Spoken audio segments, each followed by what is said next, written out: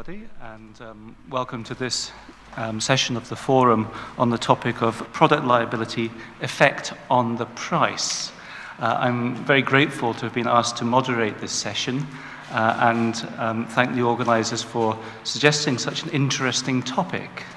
As I think everybody in the room knows, it's a topic that has excited much debate over decades across the world. To what extent does product liability and do different product liability regimes impact upon the price of products? And it's an issue to which a number of different perspectives can be taken. Conflicting or contradictory perspectives. On the one hand, there are those who see product liability and its impact on cost as a threat to manufacturers. As costs are driven higher, harming competitiveness. But on the other side, there's a countervailing perspective that sees advantages in the cost imposed by product liability. On the one hand, it promotes loss distribution so that the costs of an accident caused by a product are not left to fall exclusively on the shoulders of the victim of that accident, but are spread throughout the whole community of purchasers of the product through the pricing mechanism. And also, in favor of the pricing effect of product liability, is that it may encourage investment in safety. The threat of damages is seen as an incentive towards accident prevention. Now, those two considerations, loss distribution and accident prevention, are aspects of the fundamental justification for what's termed strict product liability. So, for example, when liability for defective products was introduced by judicial court-based developments in the United States in the 1950s, part of the explicit rationale was that it would promote accident prevention and loss distribution. So I have with me a quotation from the famous Chief Justice of the California Supreme Court, who in cases in the 1940s and 1950s made explicit this rationale for product liability based upon a defect in the product rather than product liability based upon fault or negligence. And he said in a case called Escola and Coca-Cola in 1944, quote, "I believe the manufacturer's negligence should no longer be singled out as the basis of a plaintiff's right to recover in cases like the present one. Even if there is no negligence, public policy demands that responsibility be fixed wherever it will most effectively reduce the hazards to life and health inherent in defective products that reach the market. The cost of an injury and the loss of time or health may be an overwhelming misfortune to the person injured, and a needless one, for the risk of injury can be insured by the manufacturer and distributed among the public as a cost of doing business." End quote. So there one sees very clearly the loss distribution and accident prevention rationales for strict product liability. Now, that rationale was also a basis for legislation within the European Union with the EU Product Liability Directive of 1985, which is also premised upon the potential of different product liability regimes to distort the market for products within the common area of the EU. And it was felt that harmonization of product liability law was a way of evening out those distortions of cost. So with those preliminary reflections, I hope to set the scene for the discussion this afternoon, in which we have a most distinguished panel of speakers. They will each speak for approximately 15 minutes, and after they've all had their turn to speak, we'll have a question and answer session. So I hope that we'll encourage lots of questions and comments from the floor of this audience.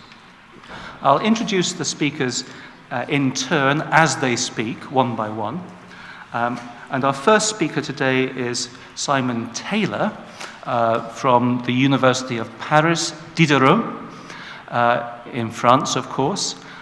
Simon is actually a UK national, not a Frenchman, but he's been living in France for a number of years and teaching in the French education system. His book, which is on liability in the medical context, is to be published by Cambridge University Press, I believe, at the start of next month. What's the title of the book? It's Medical Accident Liability and Redress in English and French Law. Medical Accident Liability and Redress in English and French Law. And Simon's doctoral work was all explicitly on product liability under the supervision of Geneviève Vinet, the doyenne of French tort scholars. So without any more to do, I'll pass the microphone over to Simon. Thank you.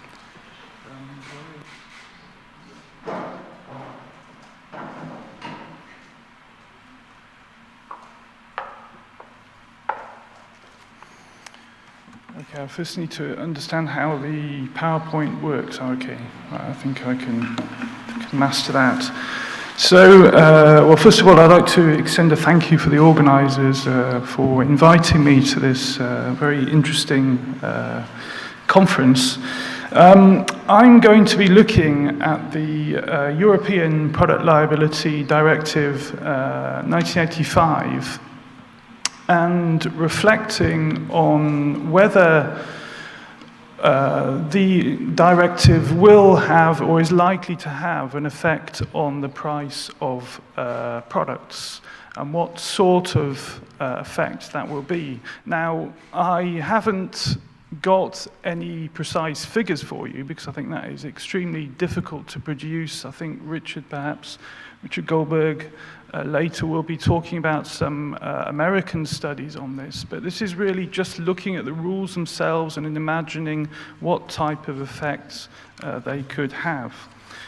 So I think as an introduction, we can say that product liability, I think anyway, has an inevitably an uncertain effect on the price, because the obvious thing we can say is that if you introduce a strict liability regime, that will in principle increase the burden of liability on producers, and that will mean probably that they will end up the price will end up as a result in increasing.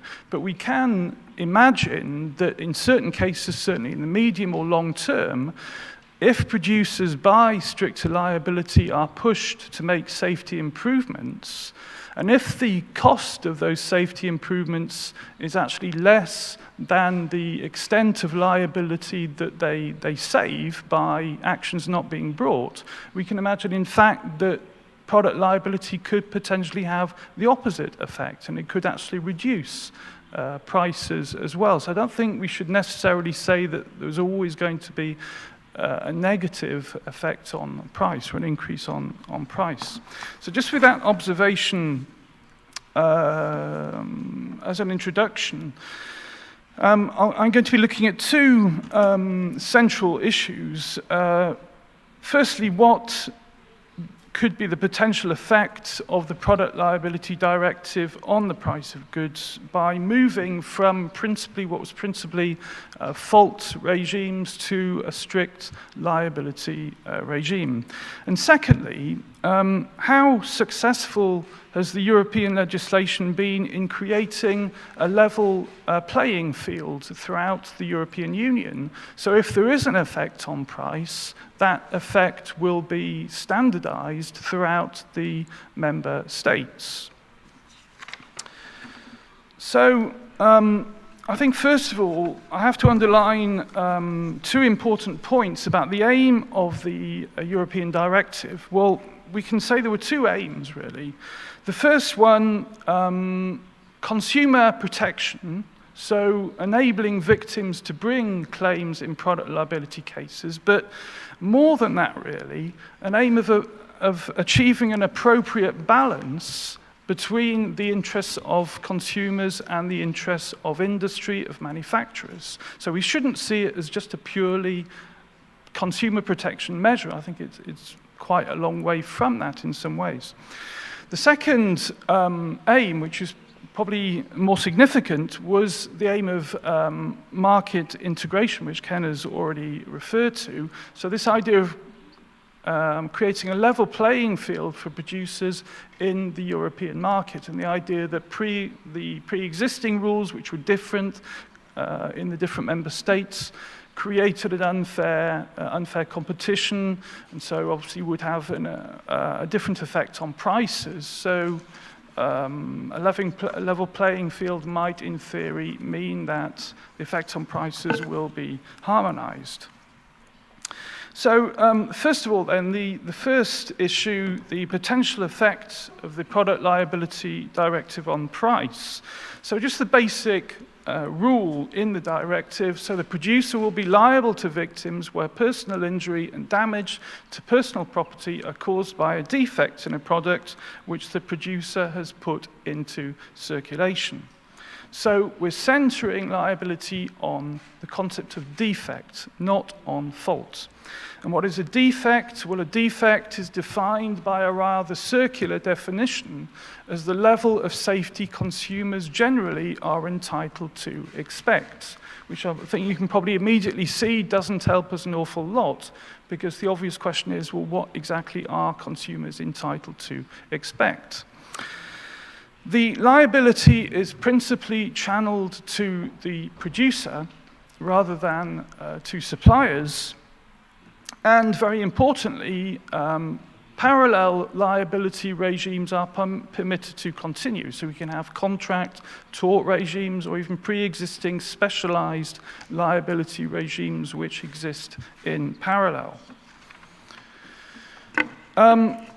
As I said, it's important to understand it's an appropriate balance between the interests of manufacturers and victims. So that means that it doesn't all go the victim's way. We have liability based on defect, so that's a form of strict liability, but the burden of proof of defect, of causation, of damage still remains with the victim. Particularly proving defects will often be a very difficult thing to do. There's a possibility in the directive of a cap on damages, so a limit of damages, and 3 countries, Germany, Portugal, Spain, have adopted this limit. There's also a development risks defense, which is very important, which means we're not really talking about a purely strict liability regime, because this development risks defense says that the state of scientific if you have a defense, the producer has a defense if he can show the state of scientific and technical knowledge at its most advanced level that existed when the product was put into circulation did not permit the defect to be discovered. So if the defect was undiscoverable at the time the product was put into circulation, that is a defense for the producer. There's a €500 threshold which removes very low-level claims, a 3-year limitation period, and very importantly, particularly in pharmaceutical cases, a 10-year long stop period, which means that 10 years after the product has been put into circulation, you cannot bring a claim, which is pretty bad for victims of various pharmaceuticals which have a very delayed effect. So 3 questions just very quickly to raise here. Firstly, okay, the directive introduces this liability based on defect, not on fault, but does the directive liability regime actually impose a greater liability burden compared with pre-existing national rules? Well, certainly in the French jurisdiction, which I particularly work on, the general view is that the liability regime which exists today is actually less generous than it was before the directive was introduced, because French courts had introduced a strict liability regime on producers without a development risk defense. So the general opinion is in France that in fact the directive is less protective of victims, so the effect on price would not presumably be increasing the price. I think also we need to make the point about pre-existing liability insurance cover, because if within a legal system the liability insurance has already provided a very broad cover, then even if liability rules are stricter, it doesn't mean it's actually going to have an effect on the price, because the companies are still going to pay for exactly the same insurance cover. Well, that's been the case apparently in Germany. Germany, there was a very generous insurance cover prior to the directive, whereas in Austria, according to the European Commission, Austrian insurance premiums have risen by 100% since the introduction of the directive. The other point, is the directive regime actually used by victims? Well, in some countries, the take-up has been relatively slow. Certainly in the UK, there are not many cases which have been brought under the directive, and this is maybe for reasons particular in the UK. The cost of litigation is particularly high, access to justice is particularly difficult. So the conclusion of a report, this is quite an old report now, from 2003, produced by the solicitor firm Lovells for the European Commission, said that the directive moderately increases the number of actions and their prospects of success. So if there is an effect of the directive on price, it would seem probably to be fairly modest. The second point that I'm going to be looking at just in the 5 or 6, 7 minutes that are remaining, how successful has the directive been in ensuring a level playing field of liability rules so that an equal effect on price within the European Union?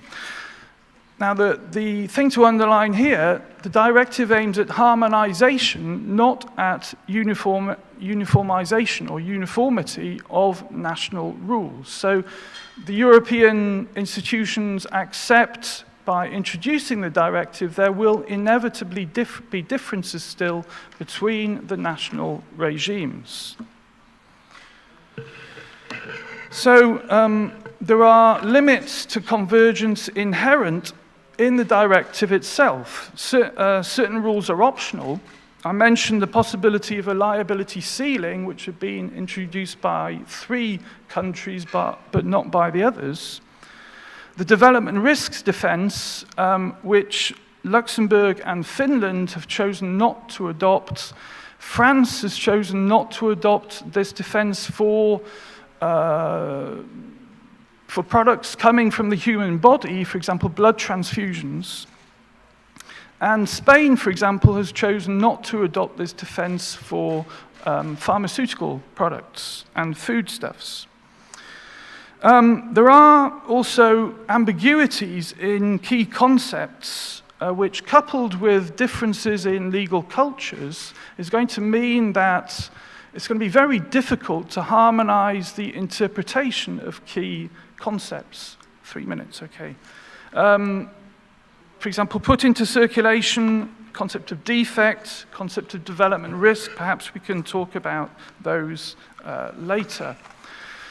Maintenance of parallel liability regimes, contract, tort liability, pre-existing special liability regimes, for example, in Germany for pharmaceutical products. Once we're using a parallel regime, pre-existing regime, inevitably there will be differences in national rules. The directive doesn't deal with causation. Again, big national differences in the way that causation is approached. Perhaps, again, we can talk about that later. Recourse actions. It doesn't cover damage to commercial goods, and it doesn't cover non-material damage. So pain and suffering, that will depend on national rules. So I think really the main point, just to head towards my conclusion, is that there are also considerable limits to the scope in the directive, in that it doesn't cover damages levels, it doesn't cover the question of legal costs, it doesn't cover the question of access to justice. And there are considerable differences between the legal systems on these points. Ken mentioned a book that will be published next week. I did some research on the level of liability in France and in England on medical accidents. And even though French liability rules are much stricter than English law actually costs a lot more because of higher damages levels and legal costs. Just a very quick reference to a table here. This is US Chamber of Commerce Institute for Legal Reform. This is not specific to product liability, but you can see that here we have the United States, 1.66% liability burden as a percentage of GDP in the United States. In the UK, it's 1.05%. In France, it falls to 0.56%. So we can see big differences here between liability burdens, totally independent of the actual specific product liability rules. So the next slide is my conclusion. So just very quickly, the conclusion, difficult to draw any firm conclusions on the effect on price, I think. The directive at least has introduced a relatively stable regime since 1985, probably a relatively restrained effect on the price. There are sources of uncertainty, nevertheless, for producers, insurance claimants, based on interpretation of concepts such as defect. According to the Commission, the fact there is not complete harmonization isn't really that significant for the price. But there is certainly greater divergence outside the directive when we look at damages levels, costs, legal costs, etc. So just thank you for listening.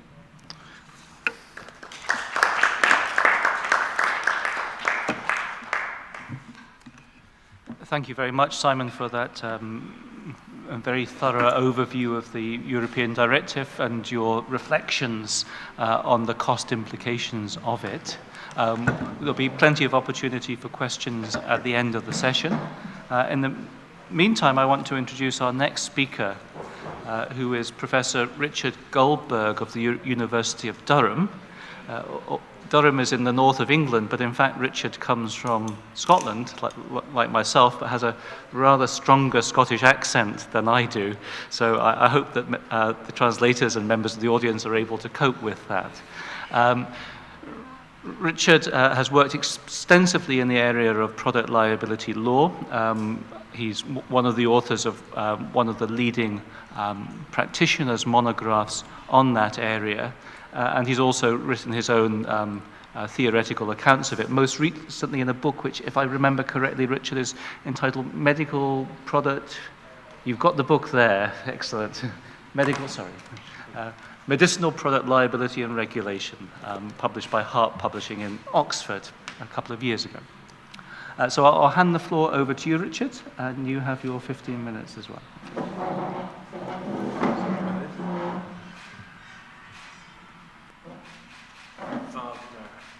Interrupting my paper.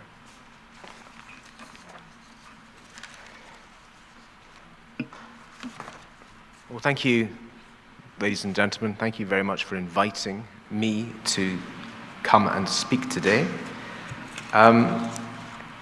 We're looking at price, and price is a very complicated issue in relationship to product liability generally. It's very elusive as an issue in relationship to product liability, but is very important, no more so than in the area of pharmaceutical products, or what I've termed as medicinal products. My colleague from Russia, sitting beside me, asked me why I used the term medicinal products. The term medicinal products are used consistently with the European Union legislation, which goes back to 1965 in this area, which emerged as a result of the thalidomide Contergan disaster, the disaster associated with children and seal limbs and phocomelia. As I say in the handout, medicinal products are regularly in the vanguard of both academic and practice debates concerning the economic effects of product liability. The outcome in question, which is measurable, and the only one which is, in the context of medicinal products, is price. The price of pharmaceuticals. But the problem, the difficulty in this area lies in how one measures price.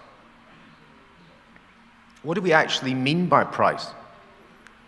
Well, I've given you a definition on the slide. Price is the money that patients, the public, and private insurance, and government state-funded systems like the NHS in the United Kingdom pay to enable a patient to use a pharmaceutical product.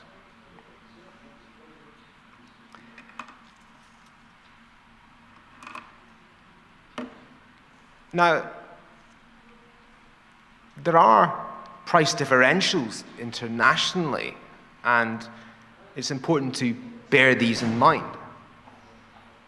These differences in prices internationally are due to several things. We know that they're due to, for instance, government regulations concerning prices in different countries. They may be due to product approval rules that are different.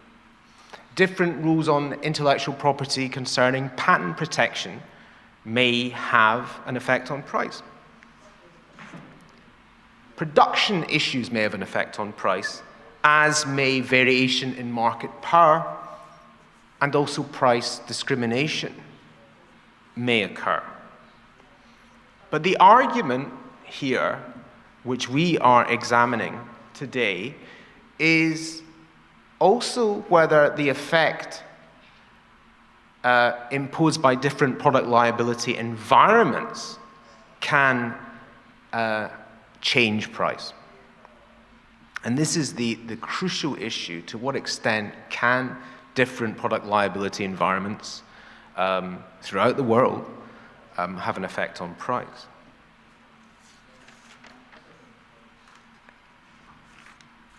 One of the interesting issues concerns, of course, Europe.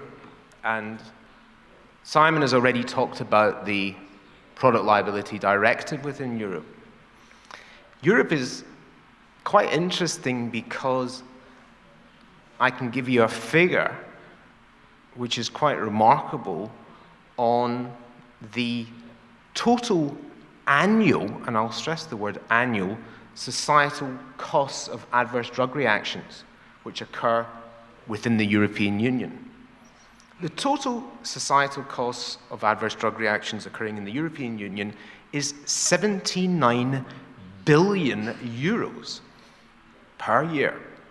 So we are talking about a huge amount of money in terms of societal costs as a result of adverse drug reactions within the European Union.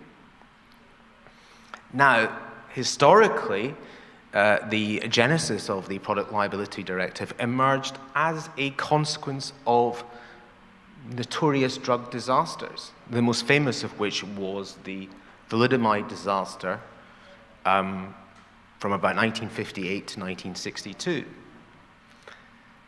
The initial results of the disaster, and this tends to be the issue in this area, is the initial impact is one on changing our regulatory environment.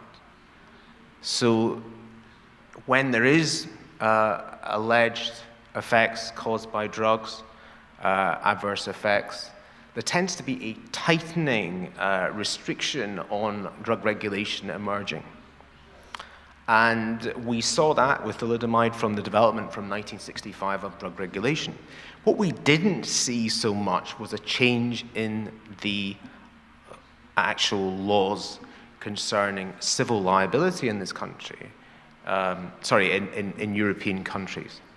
What we have in Europe since 1985, as Simon has explained to us, is a directive, the main impact of which was drug disasters.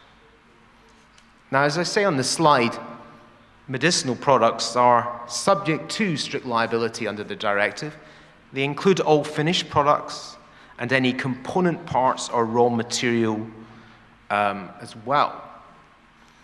But there are no special rules for medicines in respect to product liability. So a defective car is treated in the same way as a defective drug. This is unlike the system in the United States, whereby the Restatement Third torts of products liability, which is not a statute, but which is effectively a statement made on behalf of the American Law Institute, but which treats drugs and establishes special liability rules for them in the context of the restatement on products liability. So we have a whole set of rules for prescription drugs and medical devices in the States. And in other countries, particularly Germany, we have a special set of rules concerning defective drugs.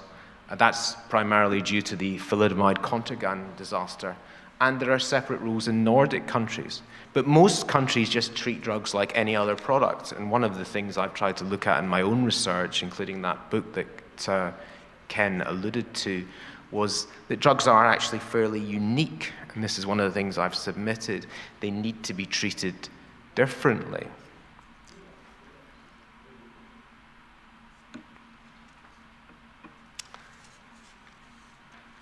Now, let's start going back to the issue of cost.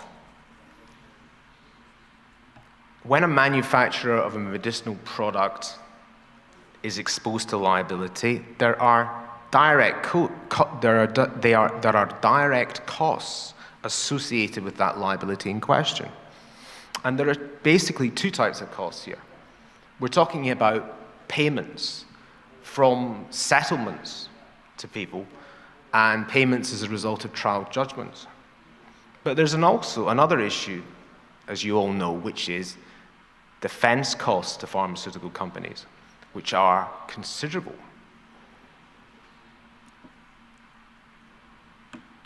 Like Simon, I think there are two central issues in my paper, which I think to a certain extent complements Simon's one. The first central issue is what potential effect might product liability for medicinal products in the European Union and the US have on the price of medicinal products? So that clearly is something that we're interested in the meeting today. But then the problem lies with the second question. What is the empirical approach to determining the economic effect of medicinal product liability on the price of medicines? Let's turn to the first central issue.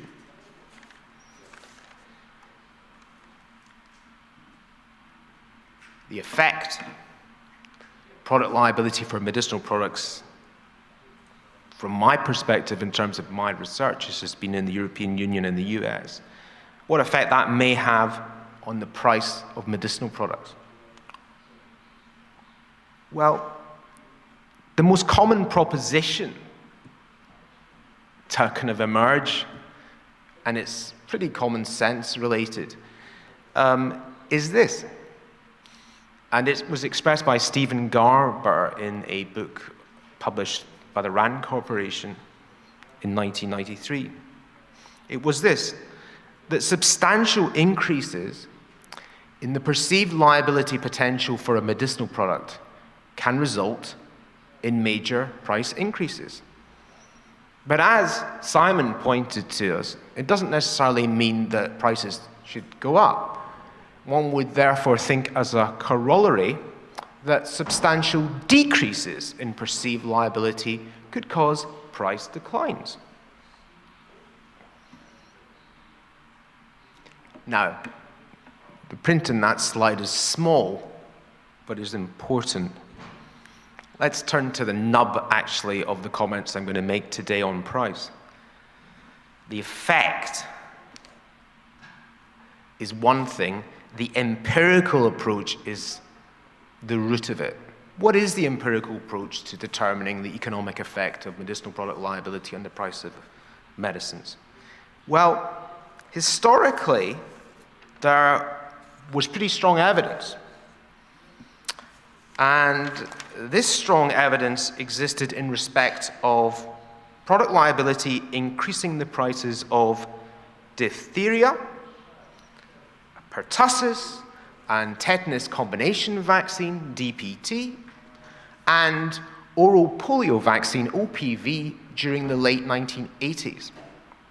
This was demonstrated graphically by Stephen Garber in the Rand Corporation report, but also econometrically in the Journal of Legal Economics by Manning.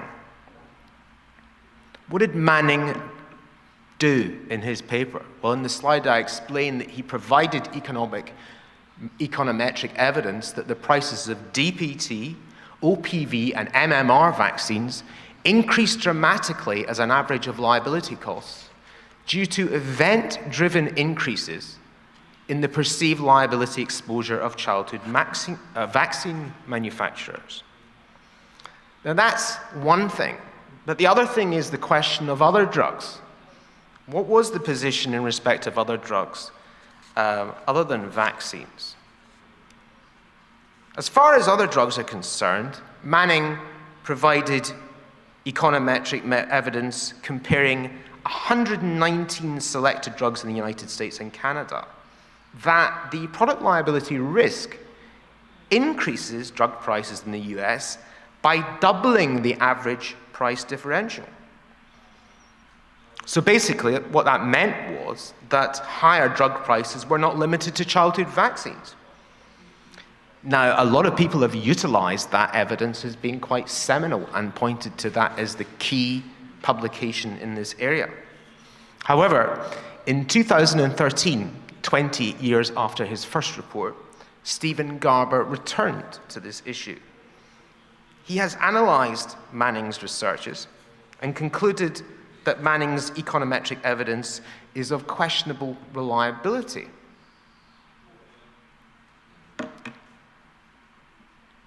On the basis of what's on the slide, on the basis of what Manning has described as his use of crude proxy variables to measure product liability risk in the United States. So what are we talking about in terms of measures? We're talking about the number of reported cases. And the criticism here, in terms of the reported cases involving each drug, is that it ignores settlements prior to lawsuit filings. And that figure is taken divided by the total sales for each drug, the proportion of cases won by plaintiffs, known as the success rate, and thirdly, whether the prices of the drugs during 1977 to 1983 were sufficiently correlated with the prices of DPT and OPV vaccine. So that really has been questioned very recently by Stephen Garber, the assumption that, in fact, with other drugs, substantial liability results in increases in prices. Now, the interesting issue to emerge is this, in this slide.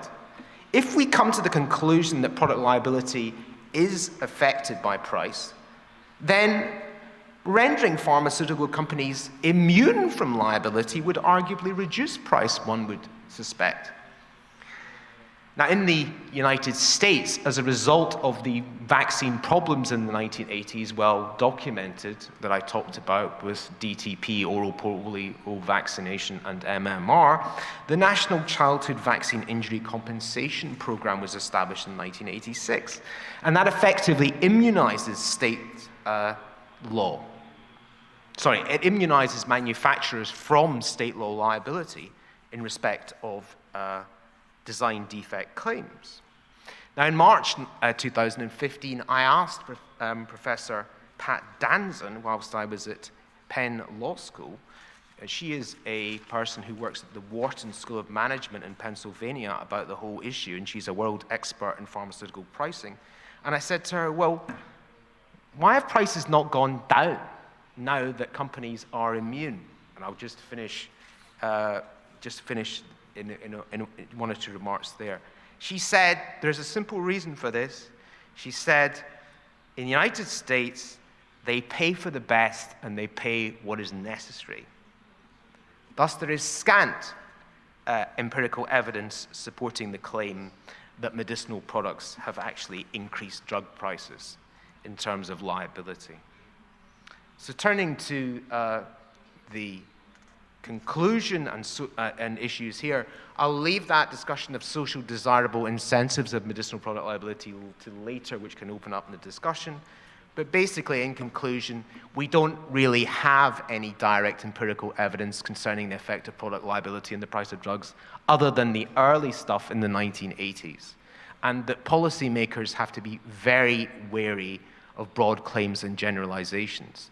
Nonetheless, there are some socially desirable incentives of the product liability system in respect of drugs, but problems remain, some of which we could discuss actually later on, particularly those involving defects, causation, the development risk defense, and in particular in the UK, access to justice.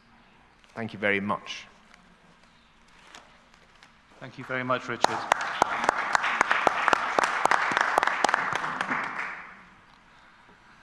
Well, after that, after those two papers giving an international perspective on product liability law and its costs, we narrow the focus upon Russia for the next two presentations. Beginning with a presentation by Alexander Yagelnitsky from, oops, be careful, from Lomonosov, Moscow State University.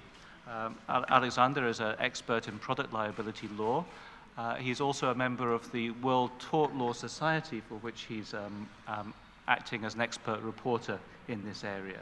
Over to you. Thank you. Вот пока шел, возник вопрос. While I was coming there, actually the step, was it a producer's liability? Was he liable that the step was not marked in the right way? The producer, the manufacturer of the step that I stumbled upon, had it to be marked, and can we bring him to liability? Mr. Taylor and Mr. Goldberg talked about all the difficulties and the complexity of the liability law and how uneasy it is in the Western world, and now we're coming back to Russia, where it is much more simpler. This liability law is an orphan of the Russian law system. And I'm going to talk about the civil aspect of this law, and as for the public aspects, I'll leave it to others. Let me tell you just a few words about the story. In Russia, in the Soviet time, we had a Soviet business system, and there was almost no liability. Competition, there was no competition. That's why we fought against it with non-economic ways. For example, article number 152 of the Criminal Code, the responsibilities for producing defect products. And that's the way we were fighting off such manufacturers. And then in 1985, and we find the decree of the Supreme Plenum of the Supreme Court of the USSR. There were several points why you can go to jail, and there came a description. If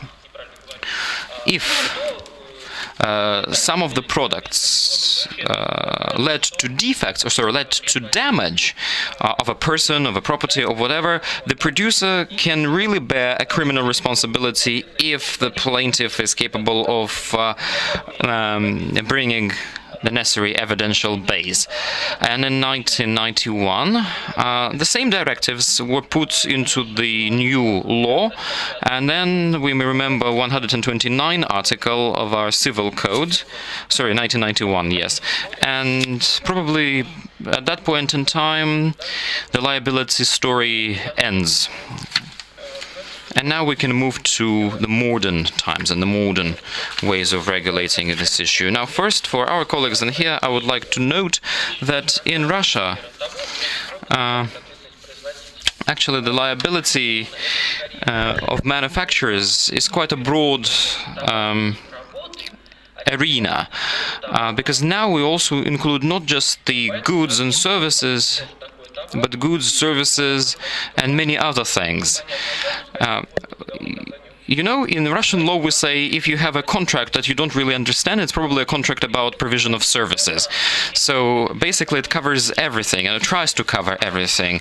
For example, we have one article, 1429. It seems like it talks about the manufacturer's responsibility, but actually it talks about services rather than manufacturer's responsibilities. What are the typical cases that I reviewed here in Russia?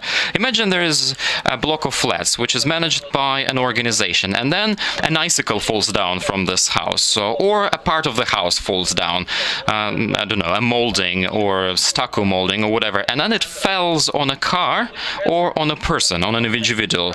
So whose responsibility is that? A manufacturer's responsibility in accordance with the Russian law, because we are talking not only about the goods but also the services. So the managing company, the company that manages the house, is responsible for causing this damage. And all cases of people falling. Imagine a person falls on a road. Imagine the road was covered with ice, or a person falls in a shop. Again, the responsibility stays with, if it's a store, the store is responsible, the shop is responsible. And then they give reference to Article 14 or Article 1695. Now, if we talk about the liability in its general sense, like our practice has shown, usually people claim about their refrigerators and batteries. I don't know why, but the refrigerators is the main cause of damage to Russian people's apartments. And accumulators or heaters, they also break down quite often. And some of the colleagues characterize the Russian law as the law about ceilings and about floors. Because usually we have two main cases, two main delicts, road accidents and ceilings falling. So the next responsibility, the next liability element is the plaintiff. Who can be a plaintiff? Consumers and people. In the Soviet past, they were citizens, but the new code says citizens and organizations, and they state the following criteria: if somebody is buying something for non-commercial personal use, but can an organization be actually a plaintiff under the Russian law? And the court's divided. Actually, the only reason for a commercial organization to be is to get profits, but how to really say what's for personal use and not for personal use? Imagine a director of a company drives a car, a company car, and then damages somebody's property. So whose responsibility is that? Personal responsibility or corporate responsibility? Unfortunately, it's not very clear from the Russian law. So the next question is who are the responsible persons under this law? We also need to consider two factors. Well, first factor, shop assistants, store employees are usually entrepreneurs, and in accordance with the Russian law, the entrepreneur is always the one to blame. And when we try to identify the circle of responsible people, responsible persons, well, there's no really reason to say that this store assistant is not responsible for the defaults or defects of the good. In the Russian law, it's very easy to create a legal entity and establish an illegal entity, and to liquidate a legal entity without any consequences. Reputation is not actually important in Russia. Nobody is holding on to a legal entity in here. So it led to the fact that some of our entrepreneurs change their legal entities every once in a while, every 3 years. So a very weak reputational net. So when we were writing this law, we decided that probably there should be more respondents, so there should be more responsible people. So it's the seller, also the store assistant who can be responsible, the supplier who can be responsible, the shop owner who can be responsible. That's if we are talking about the goods and the products. Now, if we talk about the services, the situation here is much more difficult. Imagine again this typical Russian story. An icicle falls down from the roof, but the managing company of a house hired a subcontractor who was responsible for cleaning this roof. So again, a question arises: who is responsible for the icicle to fall? The managing company of a house or the subcontractor who was cleaning the roof? Again, the court's divided and there's no single practice. Everybody has their own rulings and everybody's defending their own positions. The next key term is the default. A defect. What's a defect of a good? The law contains the following definition, and this definition contains 4 elements. 2 elements have nothing to do with the liability law. Only 2 remaining ones can really work. The first criteria is that it doesn't correlate to the required the requirements, and second, the usage of this good was not in line with the intended usage. So how these 2 things correlate? You know, this criteria of the common objective. That's the objective for which the good is usually used, or something like this. And in the Soviet past, we had many wonderful documents that are usually called like GOS or state standards, sanitary norms and regulations, construction norms and regulations, and so on and so forth. And these documents, they contain certain requirements, certain requirements that can really explain to you what a defect is. For example, we have a state standard for road pits. You know, if there's a pit in the road, if there's just a gap in the road, a crack or whatever, the state standards really describes what a good pit or what not a good pit. So if a consumer believes that this pit is too big already and he really he can really go to court for that, the government may say this is not a good pit because it doesn't correspond to the state standard, and so on and so forth. And you also have to consider the specificity of the Russian courts. You know, this objective for which the good is usually used, it's a presumption about the customs, about the way it's used to be and how it's customary to do. But the Russian judges don't really like to talk about it. The Russian judges really want it to be fixed somewhere in a document. So there is already a conflict between what's written and what's good and what's customary. So if there is a discrepancy, and our judges will probably say that, well, a pit of 7 centimeters on the road is not a defect or not a... and we have... well, the causation, it's not appropriate for the Russian law, and there's also a term of defect, and probably our Russian judges mix the things and they think that the defect, or violating the defect clauses, is violating the norms of the law. Okay, let me give you one example. A person went to a sauna. A sauna had wet floor. The person slipped and he hurt his hand. He goes to a court. In the Russian law, under the Russian law, the responsibility lays on a manufacturer or the company that provides services, but the person can bring to court some norms that would stay sanitary norms, that the floor has to be washed every day. And it's clear that if you wash floors in a sauna, in some time some bacteria will sprout and so on and so forth. And the court says, I see that it's a requirement that you have to wash floors in sauna once a day. So everything is good. There was no defect in provision of services, and this particular case was turned down. The second thing that comes out of that is judicial expert review. So the court will appoint some expert who will need to find a state standard, a sanitary norm or whatever, and conclude whether there is a defect or not, whether there's a flaw or not. And this expectations of the consumer. This particular wording the courts are not really using unless one of the parties brings this to court and talks about it. So what it leads to, for example, there's a terminology called constructive flaw in a design, for example, right? In accordance with the Russian law, you can't have a technical flaw or a design flaw, because if it's a construction structure, then it corresponds to the Russian legislation, because usually these designs have to pass various bodies and authorities before they are actually delivered. Now, next issue, consumed goods. It's a very heavy burden for the Russian plaintiffs. Can you really prove that this was the exact fuel that led your car to burning? Can you really prove that it was exactly this food that you ate that caused you to go to hospital for a week? So the court practice, again, is divided 50 to 50%. Some courts say, okay, you can really prove it. Other courts say, I cannot really find out which food led to you being poisoned. So the next factor in the manufacturer liability is the responsibility without guilt. Like in the European law,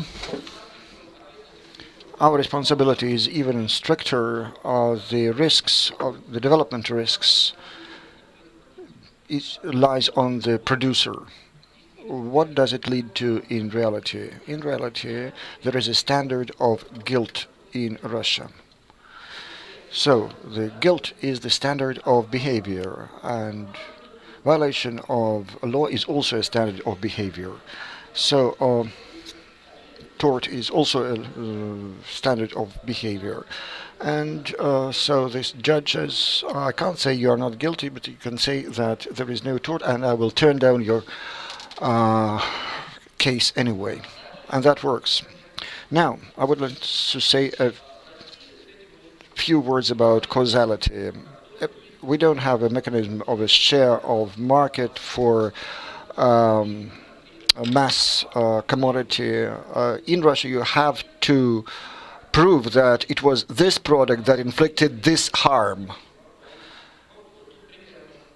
You could quote an example.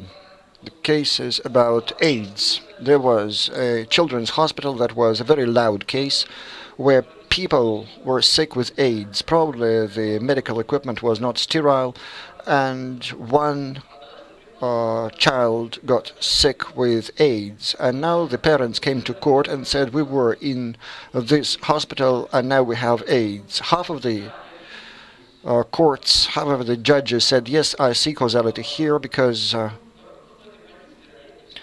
probably it is because they were in this hospital. And other judges said, no, we have an expert conclusion who says that there are many ways to catch AIDS, and the fact that you were in this very hospital is just a coincidence. In the same thing happened with hepatitis.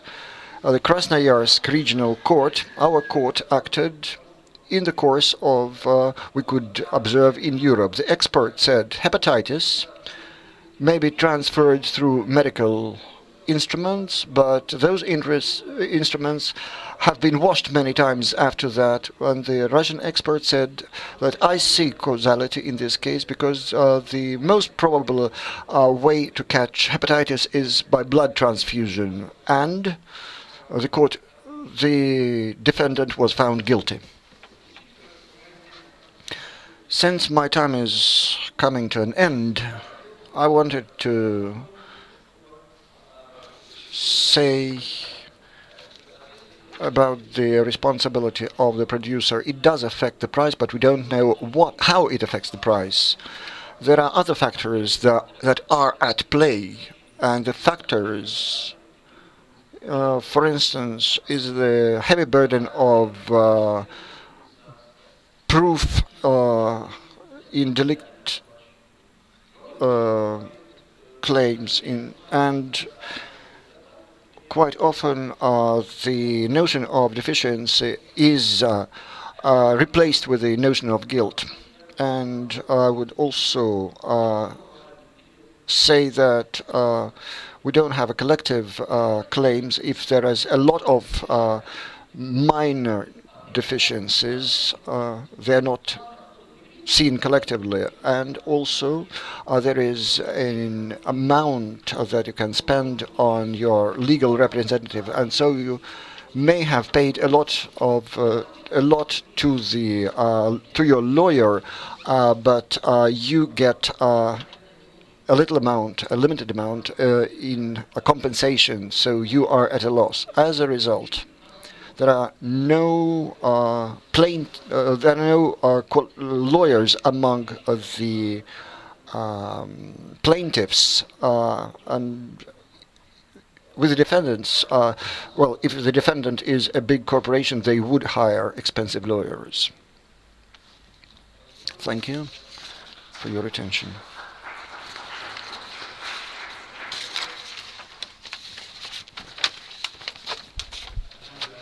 For that excellent presentation, and thank you for the interpreters for making it so intelligible for those of us who don't have Russian. We continue with a focus on Russian law with our next presenter, Stepan Guze, from Lidding's law firm in Moscow. It also has an office here in St. Petersburg. Stepan is a expert whose practice focuses upon dispute resolution, in which context he's represented pharmaceutical firms and car manufacturers in respect to product liability litigation. Здравствуйте, дорогие друзья. Good afternoon, dear friends. I'm very glad to see all of you at St. Petersburg Legal Forum. The first three speakers actually spoke about the theoretical approach and the overall regulation. I would try to stick to the practice within the dispute resolution, and I will start with a major question, which is the subject for this roundtable. What is the product defects? How do they impact the prices? And I have to agree with the speakers who also represented the Russian Federation and who spoke before me. That is, there is no impact on the price as such. And apart from the subjective grounds that were voiced here, we have an internal conviction by the producer and the overall political situation. The manufacturer in Russia does not feel they are potentially responsible for the quality of the goods they produce. This is a major problem. More than that, this problem is not only displayed in a situation when there is a consumer and a commodity, but also when there is a service, because practically the similar requirement are applied to insurance agreements when the customers are trying to ask for the unpaid amount of insurance. And if in the agreements which state that the manufacturers must pay a compensation in certain cases, and they fail to do that, and they fail to do that for the reason that the end consumers are poorly represented. In fact, the price of a good or a service in Russia which is written on the label does not include the economic components like in the US and in Europe, but the component which is called legal illiteracy. Out of 100 consumers, just a couple of them will go to court. Well, let it be 5, let it be 10, but of these 10, only one will get appropriately compensated because he will have a good legal representative. 90 persons will just sign and think that the compensation will never be paid, 9 of those plaintiffs will get half of the compensation, but we know that the economic effect of not paying the compensation to the consumers is obvious for the producer. So coming back to the practical matters existing now, I will speak about 2 industries, and that is pharmaceuticals and manufacturing and sales of cars. I will be speaking about ordinary cars, and I will be talking about the relationships between the manufacturer and the end consumer, because such relations vividly display the existing picture. I will not be using the issues of commercial use of cars, because in this issue they are not of importance, since the physical persons actually impact the market much more and impact much more the pricing than a corporation does, even if the corporation buys 100 cars. Because physical persons buy millions of cars in Russia every year, and the same is true for the pharmaceuticals, because the number of pharmaceuticals bought by physical persons is much greater than even the amount of pharmaceuticals bought through state procurement. Although those volumes are comparable according to the recent statistics, but if you take the number of claims and court cases, we will be talking about the consumers, for instance, the patients, in cases when faulty pharmaceuticals were used by hospitals. They would not sue the producers, they would sue the hospitals. And so the compensations were paid, if any, by those medical centers. And since most of those hospitals are state-owned, the compensation was paid from the Russian budget, state budget. I'm talking outside my presentation. My presentation just contains some numbers and provides statistics. I'm rather trying to describe the current status quo, but certainly we should quote a number of cases.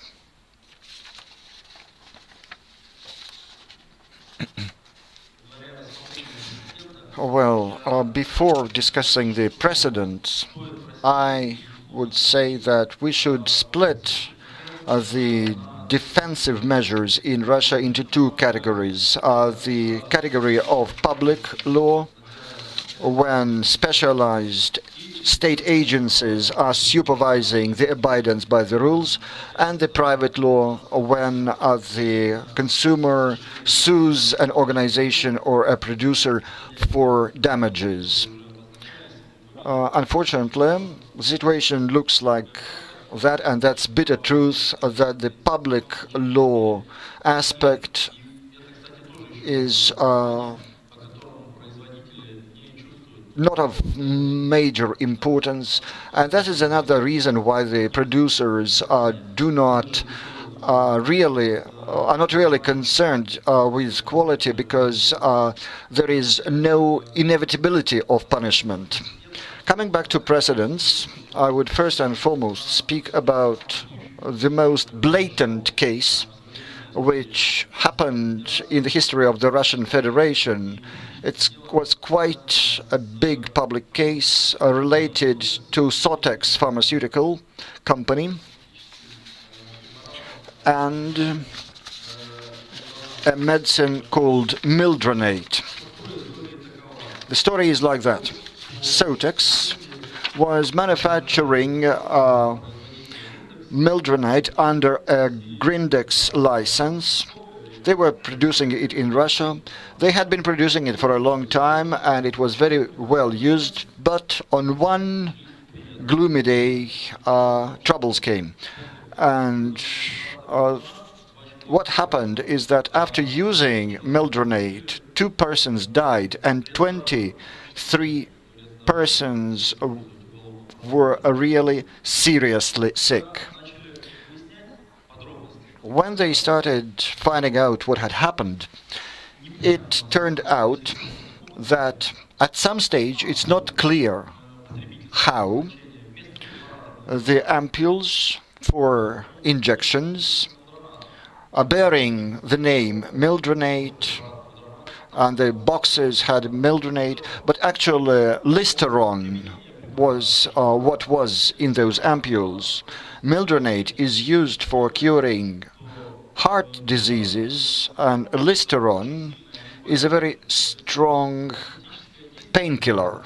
And so the pharmaceutical effect is absolutely different. One of them increases the blood circulation, the other actually blocks a lot of physiological receptors in the body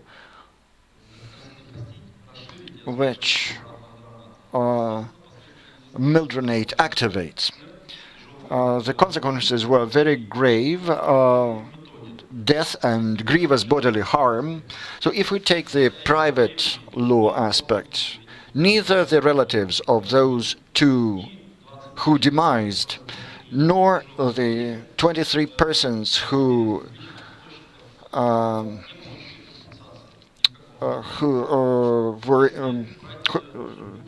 were really sick got the compensation, neither of them. Sotex continues to work, and the Russian agency of oversight lost the lawsuits for the retrieval of Sotex license. And who was the victim? Who suffered? Maybe you will ask. And 5 persons suffered, 5 workers at Sotex company. And based on the publicly available materials, Sotex actually managed to excuse itself, and it did not protect its workers using the same defense as it chose for itself. When they just said that we have an ideal production, there was no violation of the production cycle, and the replacement of the medicine may have happened on the way to the hospital. That happens that the pharmaceutical worth 600 million rubles was replaced with another medication. And Sotex actually had to pay, they had to pay to the foreign pharmaceutical producers who had given them the license. They had to pay the amount of about 300 million rubles to Grindex because they had to retrieve quite a lot of pharmaceuticals from the market. The commercial value of the pharmaceutical was 600 million rubles. The result of that case was a decision by the Constitutional Court of the Russian Federation, to which the court of the first instance applied, the court that considered the Sotex case. That was a criminal case, actually. That was a public case, public procedure, certainly. But the charges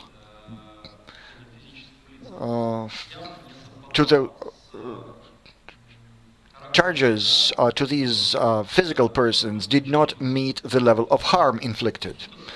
The court did take note of that, but under the criminal code of the Russian Federation and under the procedural code, the court could not, at its own discretion, requalify the charge, and that's why they applied to the Constitutional Court, and that first instance court asked them a natural question. If a court of this first instance, based on the existing documents, or because they are convinced the charge is much smaller than that can they requalify the case? And the Constitutional Court said yes. And since the 2012 got a situation, whether it's correct or not is disputable, but when a court may requalify the charge compared to the initial charge by the state prosecution. I will briefly speak about 3 precedents related to rendering medical services. As it was already mentioned, the level of compensation is the biggest problem in Russia, but let us hope that the recent cases, especially for inflicting harm to life or health, will improve the situation. There are 3 cases that happened in St. Petersburg, and those cases were related to inflicting harm because of rendering low-quality medical service. In the first case, all the cases are related to medical mistakes during birth. And we understand that from the moral and from the physical point of view, this is the most serious thing that may happen to a family and to a woman when a child dies or when a child becomes disabled for life. And here we have a situation that the level of compensation has grown by an order of magnitude. And the latest case, the judgment was recently void and came into force, and that was a compensation to the amount of 15 million rubles. If you recalculate using the old rate of currency rate, that's about $500,000. Using the current exchange rate, that's something like $350,000. So this is comparable to the amount that may be awarded abroad. But there's one big difference. In the foreign doctrine, the damages may be subdivided into 2 categories. In our case, compensation in any case falls under one category only, the so-called compensatory damages. However, the punitive damages are not applied to the entity that produces goods or renders services. The law on the protection of consumers imposes a fine to the amount of 50% of that compensatory damages.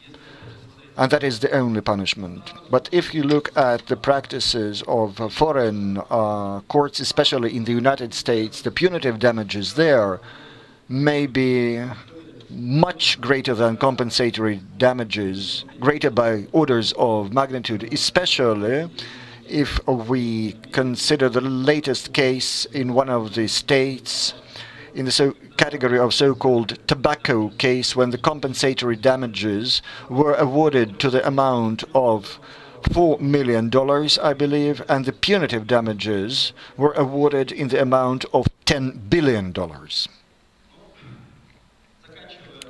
Completing my presentation, I only want to note that in the sphere of automotive production, we will not come across such serious consequences because typically the defects are found during the technical servicing of the cars and do not result in lethal cases, so the defense remains at the level of private law, using the law on the protection of consumers, and the amounts awarded are 2.5 times higher than the value of costs incurred by the consumer, say the price of a car. This is a common practice, and this practice is quite transparent. But in order to get that compensation, statistically, the consumer has to spend quite a lot of time, from 1 to 3 years. And also the problem with charging considerable amounts from the automotive production really is impeded by an impossibility of a collective lawsuit and an impossibility of mitigation, like it happened in the United States with GM. There were deficient ignition systems, for instance.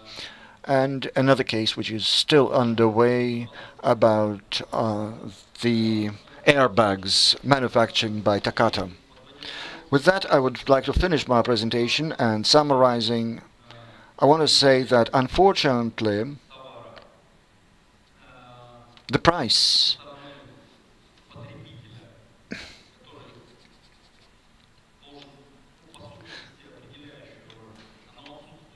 is not affected by the consumer. And unfortunately, my personal conclusion is that this happens because, on the one hand, the consumer cannot efficiently affect the producer, and on the other hand, this is a matter of legal illiteracy by the consumers. Thank you.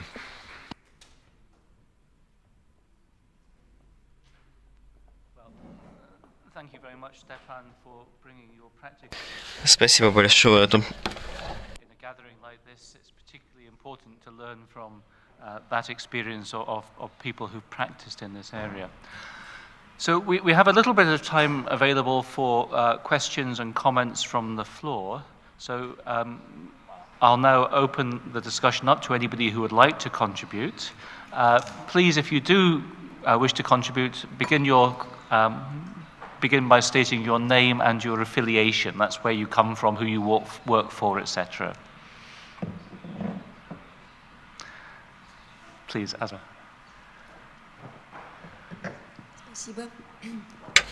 Thank you. St. Petersburg State University.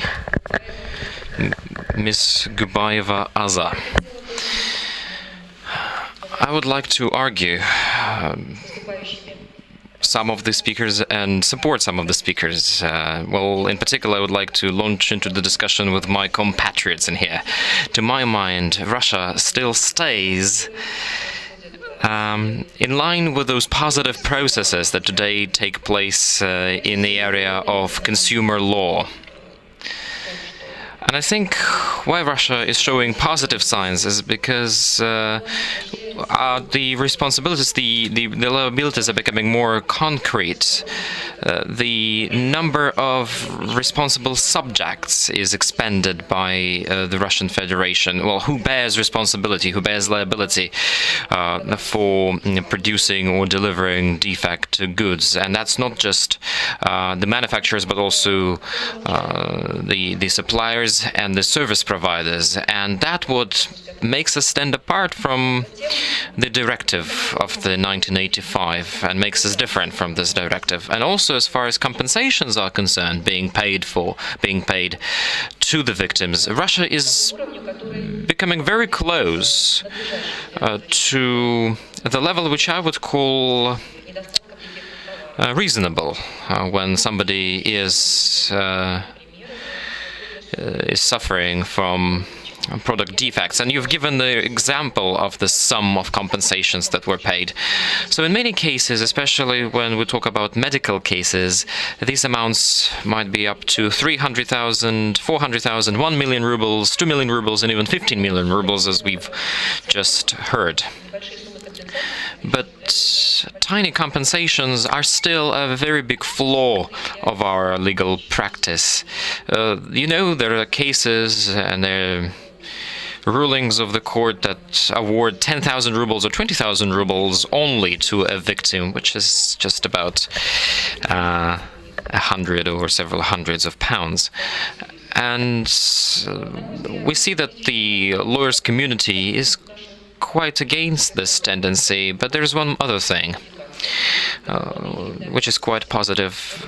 The contract responsibility or liability, tort liability, is becoming more unified. And we see this happening quite recently.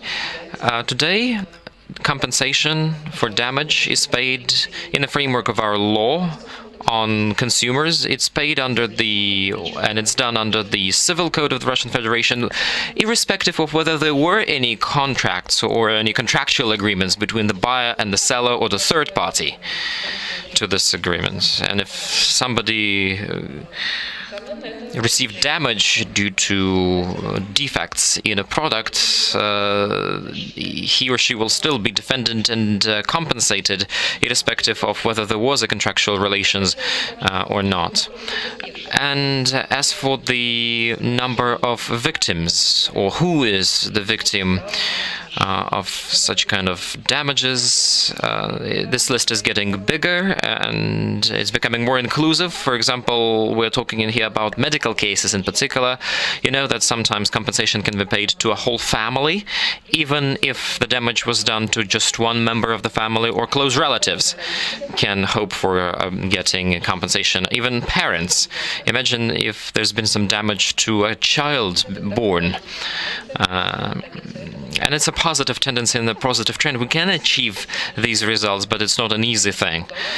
When it comes to criminal code, and when you want to bring to criminal justice a person who is responsible for defects or flaws in services, and in particular medical services, then it's much easier to get compensations for material damages inflicted.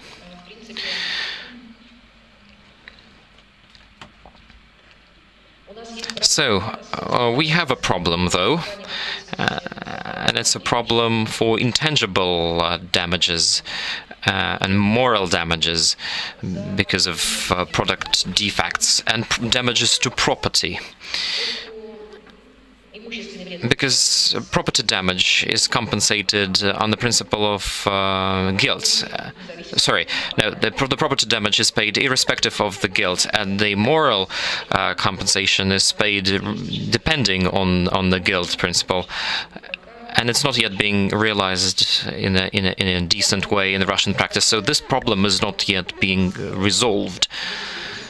Although we have the presumption of guilt, the presumption of guilt of a person who commits the damage, well, it's easier to still get a compensation for property damage as opposed to the Western law and the Western jurisdictions, because the presumption of innocence, the presumption of guilt, it actually plays for the benefit of the victim. And what I would like to note as well is that we don't have any collective lawsuits in our practice. Or at least those collective lawsuits are not very well developed. There is an analog in here, but it's not used to its full capacity. I'd like to say that some organizations can really file collective lawsuits for groups of people who suffered because of goods defects, and they're even incentivized for that, and it plays to the benefit of the weaker side defense. And I would like to thank you for the presentations that you did. Thank you very much. And my question to Professor Taylor, I wanted to ask you this. As far as I know, in France, it's the contractual law that ensures protection of consumers. And in the liability cases, but does it really protect the rights of the victims? Because we're talking about absolute rights in here, like health and so on and so forth. Thank you.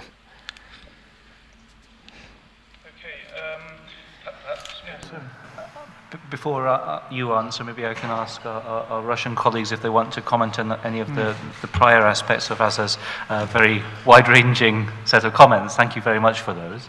Would you like to comment? No? Alexander? Okay, so thank you for those comments. And I'll ask Simon Taylor if you'd like to respond. Yeah. Okay, yeah. In terms of the contractual action, it's true that if we look historically at French liability law, it's generally been developed through contract, and that's the case certainly with product liability through the courts. Also with medical accident liability, clinical negligence, it's traditionally been a contract claim. But that is less and less the case, in fact, because under the Product Liability Directive, because the liability is channeled to the producer, that means it's really something more that resembles a tort claim, in fact, rather than a contract claim. Now, the victim can still use a contract claim against his supplier, but it would fall now within a particular contract regime, which would mean he'd have a very short period, I think it's 2 or 3 months, to actually bring his claim after suffering the damage. And so he could do that against the supplier, but there are today more and more increasing numbers of claims being brought under the directive regime. So I think it's true there can be contractual claims, and in some cases they will be advantageous because it's, as you said, I think it's a form of strict liability. But in general, the claims will now be brought against the producer. And also in the medical field, which is a field I've been particularly working in, the action there of victims today is brought not primarily under a contractual regime. It's more a sort of tort or a sort of hybrid regime, but the contract plays a lesser role in those two areas today, in fact. Okay. Thank you very much. Are there any other questions or comments? Yes, please. Please do begin by stating your name and your affiliation.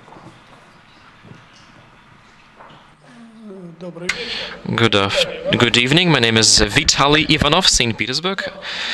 I'm a consumer protector, and I'm a protector of the rights of sellers as well. And my question is such. I'm interested in Europe because I know Russian legislation mainly, but in Europe, how can you find a balance between the rights of consumers and the rights of sellers? Let me explain you briefly what happens here in Russia as far as law enforcement is concerned and the practice on the use of law here.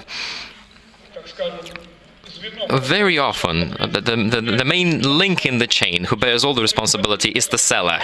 The producer who produces the goods is somewhere too far away and you can't really reach him. And for a consumer, it's easier to apply a claim against the seller.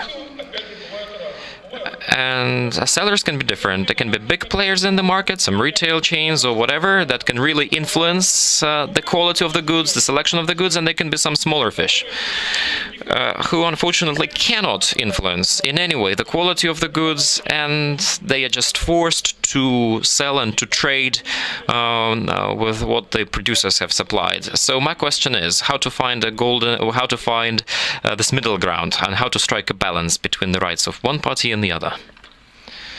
Thank you very much for that question. Would anybody on the panel like to address that? Richard? Can you ask Richard to turn on the mic, please? Thank you. Very much.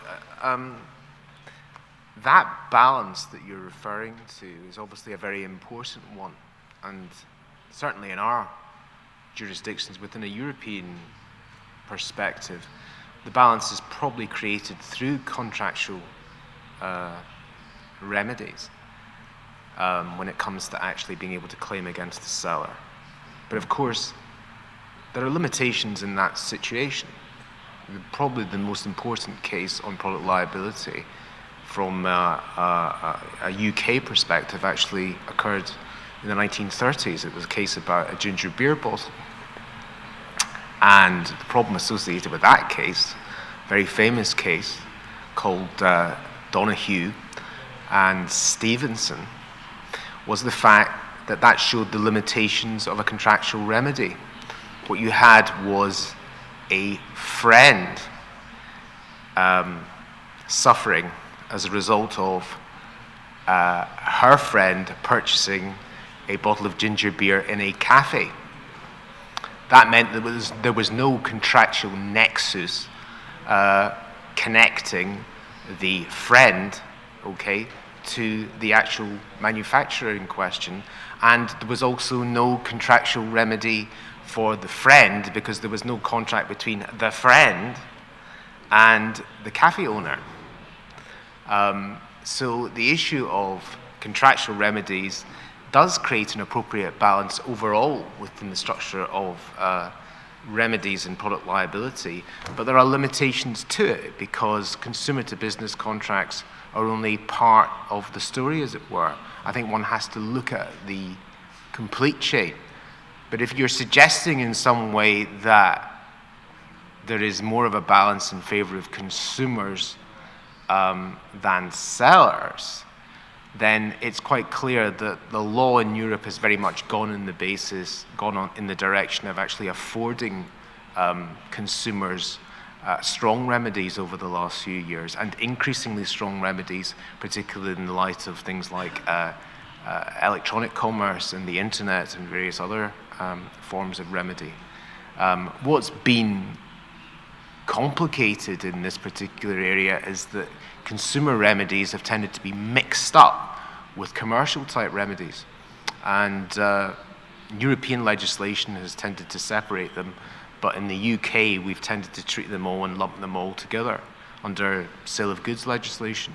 But we've had a major radical piece of legislation which received royal assent just before the general election in the United Kingdom, called the Consumer Rights Act 2015, which effectively takes all consumer and business transactions from a sale of goods perspective and various other sorts of consumer type legislation, including things like services, takes them out and puts them in one piece of law now. So the emphasis from a European perspective is the fact that there is some sort of as it were, consumers are seen as, in one sense, in a contractual sense, as having quite strong remedies, but they have been inconsistent in terms of things like damages and the various other ways of recovering as a result of exercising these rights. So what we're talking about, the problem has really been an incoherence in terms of the remedies that are available from a contractual point of view in UK law. Now, as far as the other side of the coin is concerned, when it comes to things like the tortious / product liability directive, the experience from the UK has been very problematic because there are very few cases that have gone before the courts, unlike, for instance, in France and countries like Germany and Austria. Although we haven't really had the big, huge case yet, which is sort of deterministic throughout the whole of the European Union. What I think would have to happen in that situation would be that it would have to involve something like a pharmaceutical.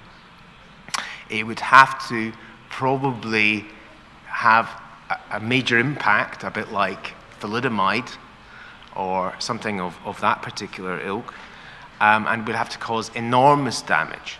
And it would have to probably involve children and pregnancy and that sort of a situation. But the product liability directive, as it's set out, seems to create an appropriate balance. Richard, can I just add to that with a further reflection, which is that the channeling of liability to the party who's primarily responsible for the presence of the defect, namely the producer, was a fundamental aim of the directive. So the aim was to avoid having to sue the seller under contract, and for the seller then to have to look for a remedy against the wholesaler, and then ultimately trace responsibility back through a train of contracts to the producer, which is a process that can be fraught with difficulty. Can you identify the paper trail to identify exactly where the product came from? And sometimes that would break down and leave responsibility ultimately lying in the wrong place in the chain. So the directive, as I say, had a fundamental aim of channeling responsibility onto the producer.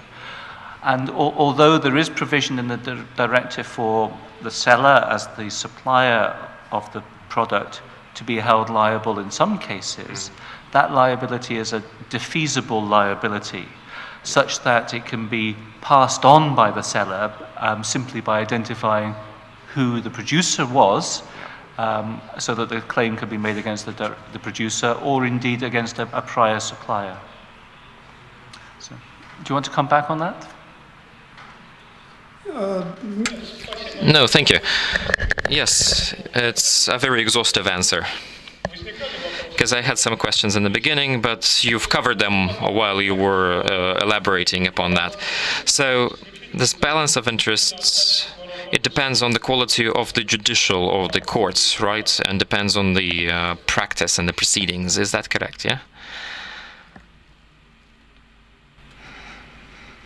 I think we were all nodding that it must depend upon the quality of the courts and the whole legal culture in a legal system. So that includes attitudes to the law, access to the law through access to the courts. It includes the adequacy of representation of all the parties. So a whole cluster of those things. So to some extent, just focusing upon product liability law in the narrow sense is going to produce potentially misleading answers. One can have gold-plated product liability law, which is utterly ineffectual in practice if the other pieces of the jigsaw don't slot together. Can I just add to that, that the interesting issue, of course, is not just the different types of courts and the different types of culture, but also the nature of products. And I think that the pharmaceutical products, healthcare products generally, whether it be drugs or devices, in fact, the Court of Justice of the European Union has just recently had a decision in respect of a device, a defibrillator, and has actually made a decision favorable to the claimant in respect of devices. The feeling, I think, is emerging that some areas will be decided in a kind of technologically specific way. And I think that will come out over the next few years. As we have an increase in the sophistication in science and technology through things like biotechnology and the increase in proliferation of medical devices, we're going to have more decisions going before the courts. And because of the technical way in which all of this is dealt with, because of the science, we have this extra dimension, we have this extra problem. How do we deal with the science? How can we use the law and our understanding of the law? How can judges actually use that law and apply it within a context whereby we're dealing with a scientifically complex product, say a drug, which causes harm? And I don't think these problems are going to go away. I think these problems are going to become much more prevalent over the next few years. We already heard from my Russian colleague here about the increased use within the Russian Federation of pharmaceuticals on a private basis. That's no different when you go through Europe and clearly within the United States. So I think the possibility, the potential for a case emerging over the next few years where there is harm it is absolutely there. It's not a question of if it's going to happen, it's a question of when it's going to happen. And the interesting thing is, if it's going to be a worldwide phenomenon, how will the different courts approach this, and how will they utilize the scientific evidence in resolving the dispute in question? Thank you, Richard. Thank you. Time is running a little bit short now, so perhaps I can just ask if there's one final question or comment to be made from the floor. Yes, at the front, Alessia Petrov. I would like to thank the speakers for the presentations and for a very thorough approach to the problem. And I would like to specifically thank the foreign guests for finding the time and for coming over to here, to St. Petersburg, and to talk to us. I'm deeply convinced that today's event is a very important one. For the development of this overall discussion and topic of tort law in Russia. And I'm pretty sure that if we meet again in a couple of years in here, there will be no single vacant seat. Everything will be, it will be a full house, and everybody will be so interested. My question, well, to Mr. Taylor, and I invite other speakers to participate. My question is about the development risks. If, Simon, I understood you correctly, the EU directive allows certain jurisdictions to exclude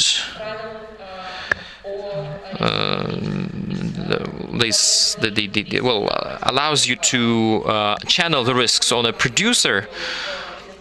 As Alexander has shown to us in his presentation, Russia is one amongst a few countries who channels these risks to the manufacturer of the goods, but this norm is almost not implemented in here.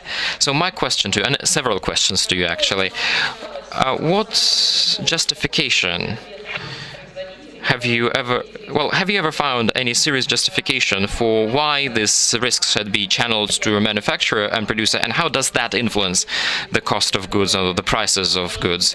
Maybe you know about some jurisdictions where such risks were channeled to the producers and they have higher prices for these goods as opposed to other countries who limit the responsibility and the liability of the producer with these development risks. Perhaps to answer that, I could just use French law as an example, because I think we've got the two cases, in fact, in French law. We've got the courts who, from the 1980s, developed strict liability without a development risk defense. And then a development risks defense, which was included in the transposition of the directive in France. So we've got now under the directive in France, there's a development risk defense apart from for specific products. Before, there wasn't this development risk defense. So your question was, how do you justify no development risk defense? Well, in France, the justification is that, quite simply, that it's the producer who has created the risk, and the producer has liability insurance. So by channeling a risk to the producer, even if it's not his fault, he then redistributes that risk because he increases the price to compensate for the increase in insurance premiums. So that way, the compensation gets distributed throughout the whole population. So that's the standard justification in France for strict liability, which is quite widespread, in fact, in the French system. So if you accept that loss distribution is a good way of dealing with the problem, that the risk shouldn't be borne by the poor victim who is completely has no blame whatsoever in the situation, whereas the manufacturer has been at least making profits from the product. So it's seen as a good way of actually distributing the risk throughout the population. And personally, I am relatively convinced about that. But obviously there is the counter-argument that it might detract from manufacturers taking risks and developing the economy in the future, which tends to be the position more adopted by the English legal system, for example.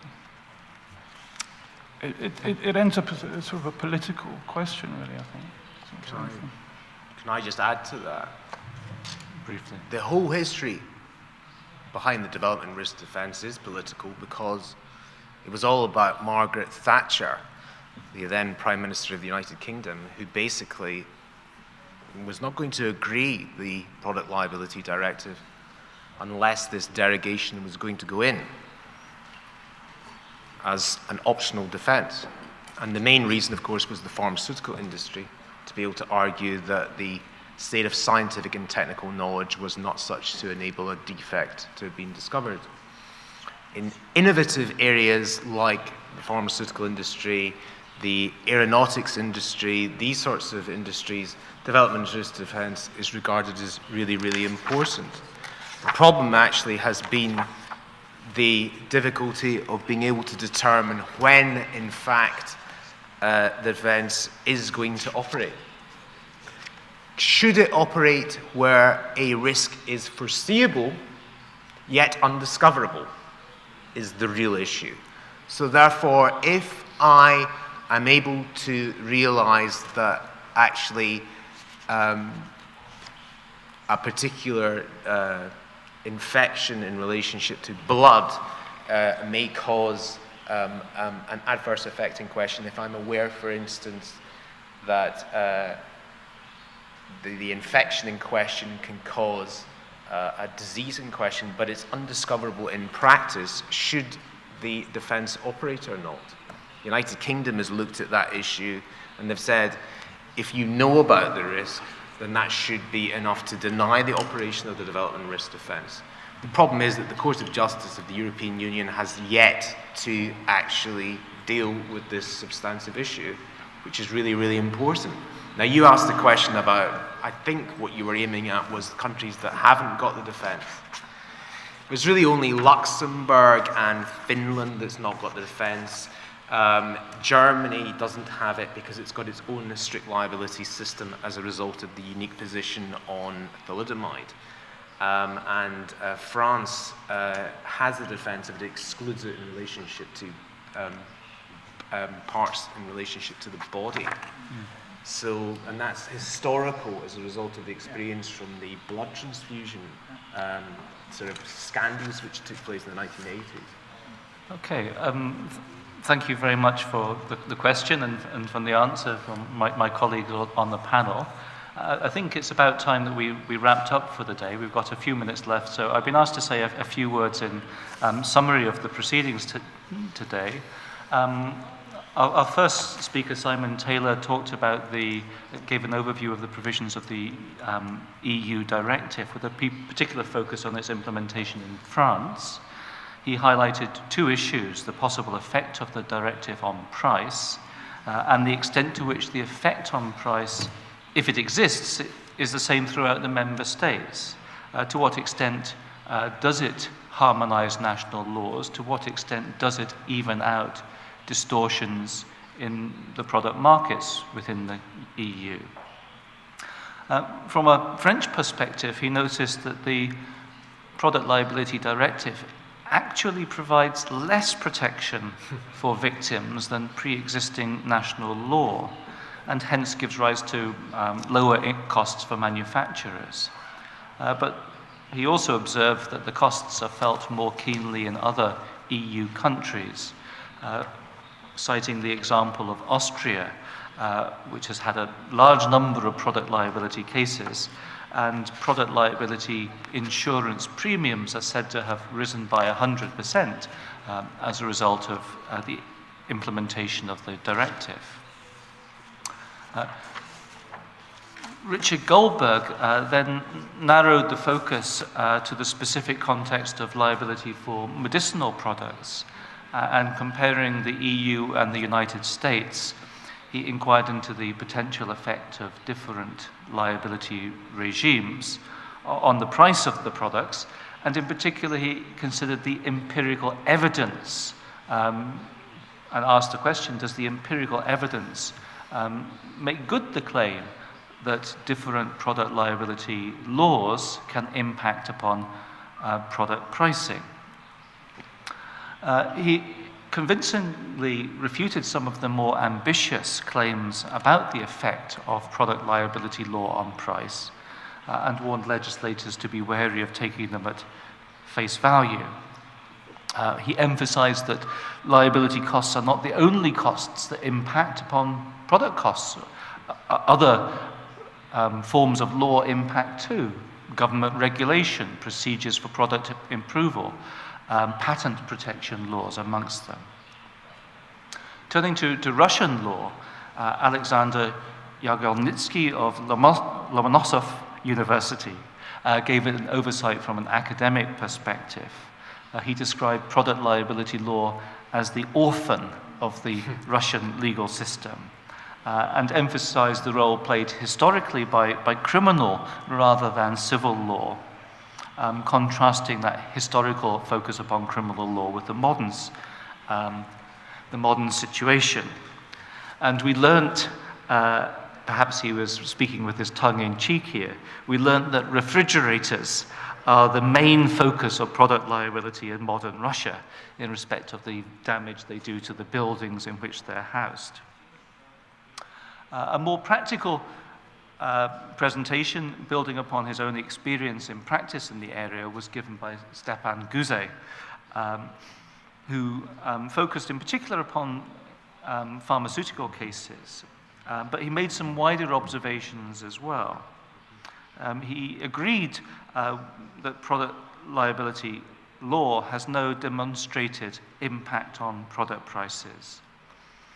It's a major problem, he felt, that Russian product manufacturers feel no responsibility for the safety of their products.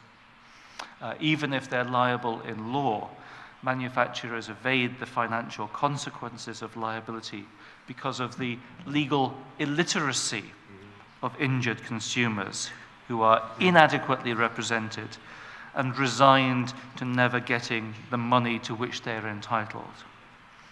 So that underlines the role played by wider considerations of legal culture rather than narrow product liability laws here. So I think that was one of the themes that emerged from this session, that simply to focus upon a product liability act or a product liability law is to focus too narrowly. One has to look at the legal system as a whole and the culture in which it operates. The evidence as to whether there is an impact upon prices of products is still uncertain. And perhaps more work still needs to be done, and perhaps can be done in Russia and in other places, to produce more convincing evidence as a guide to, for the benefit of business leaders and lawmakers, as well as law professors and practicing lawyers. Thank you so much for your attention. Thank you to the organizers for the invitation to come here to speak. I'm sure I'm speaking for all the panelists that we've enjoyed being here. Good night.